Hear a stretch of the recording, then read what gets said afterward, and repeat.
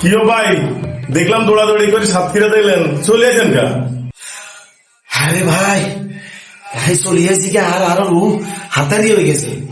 ওরে যে হুজুর ওয়াজ করছে ওই যে সাতক্ষীরার মানুষ ব্যাগের আগে জান্নাতে যাইবো, ওরা আজ যা চাইছেন আরেক হুজুর ওয়াজ করে ব্যাগের আগে বলে দুর্যোগে সাতক্ষীরার মানুষ যাবো, জানলে চলে আসছি।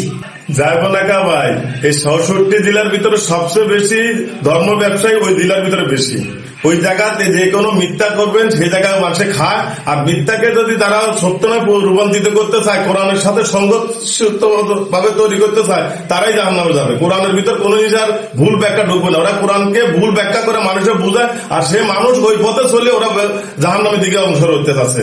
এই কারণে ওরা জাহান্নামে হয়ে যাবে বেশি, যারা যদি সঠিক পথে না আসে।